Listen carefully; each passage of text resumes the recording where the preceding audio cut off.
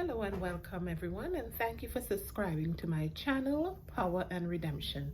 My name is Nicole, and I would show you how there were two narcissistic persons. And again, when I speak of that, I'm speaking about spiritually deprived people who see themselves as a victim and refuse to seek help, refuse to repent, and refuse to be delivered. So I'm going to show you two different persons in my life. They are there on the same mission, but they play different roles.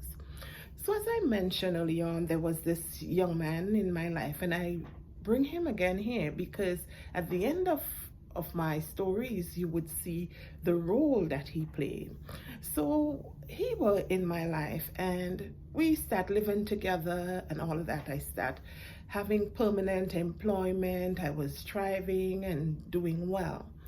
And at that time, I would meet different people and they would say to me, your siblings are not doing quite well where they are, because as I mentioned prior, my mother migrated and my siblings and I were different places in the island. We were different fathers, so we were not all living together.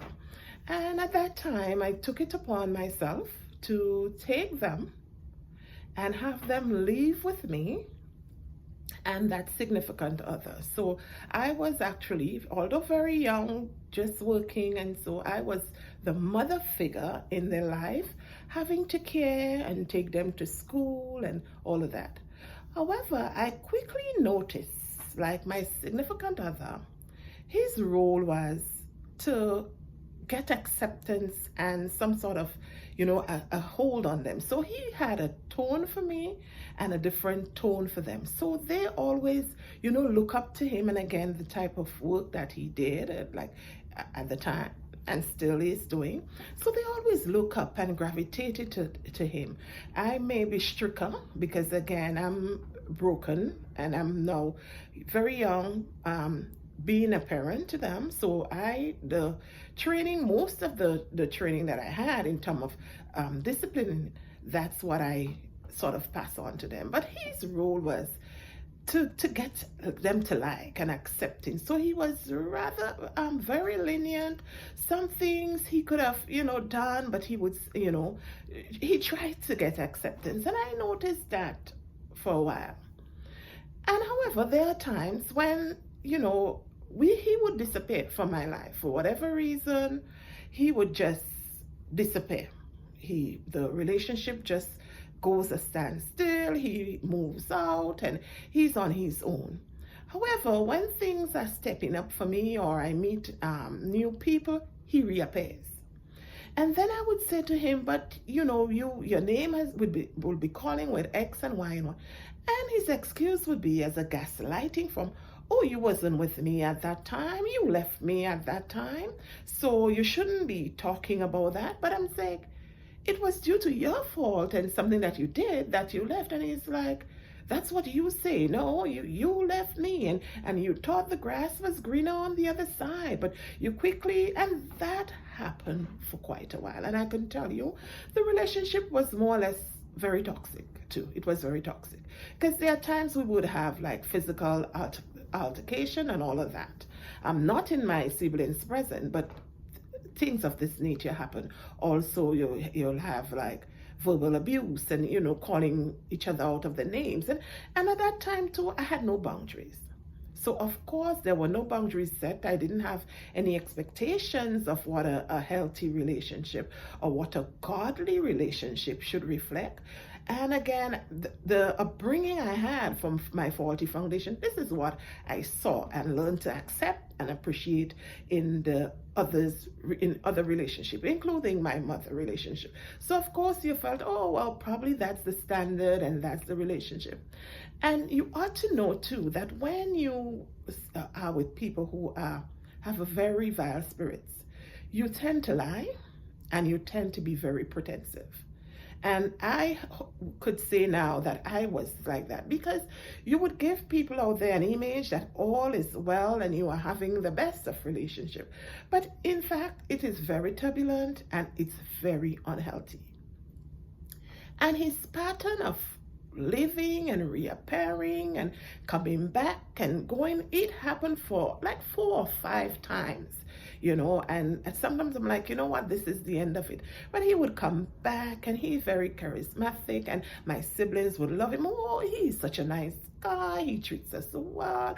Oh, it's your fault, probably you did something, that's why he left. And you shouldn't listen to what people say, and you should just. And this went on and it went on. Additionally, too, at one time I started getting sick because I was a very young person at the time, and having to burden the responsibility of sending my siblings to school. My mother was not supporting. She herself migrated, and she had another child, and she just couldn't be bothered. So she wasn't helping, and if she do, very inconsistent, and their father was not of help. And I remember I started getting sick, and I went to the doctor, and he said, "How old are you?" And he said, "You shouldn't be having blood pressure at this age." And I tell you, this was taking a toll on me. So I decided, I called their father, who he couldn't be bothered, but he referred me to his wife to ask her to supply the money or whatever so I could send my siblings away to my mother. And yes, I did. I approached his wife and I let her know the tickets are X and X and school is on break and I would like the funds to send them. And she did come true, because for her too, she wouldn't have her husband be taking care of his children. This is not her. She do not support. She do not encourage. So for her, she felt, okay, if I gave them the money for the ticket, this is the end of the story. And I did collect the money. I bought the tickets and I sent my siblings overseas to meet our mother. But I can tell you, their lives took very strange turns. And my mother, as per usual, with no responsibility, and she would camouflage discarding as punishment, like, oh, they did this and they were this, so I would throw them out and I would do this because of this, but not accepting that she needed help. And so the stories of their lives, they would have to tell their stories themselves, but their stories overseas was not that great. So I would say now, we have to be also careful with the people we let into our lives. Also, there were friends, and when I look at narcissistic friend relationship, I would go in a lot deeper and explain exactly what to look out for. At the time, I wasn't aware what to look out for. I faced a lot of trauma prior in my life, so I thought that was the standard. Thank you for listening. See you on the next video. Thanks.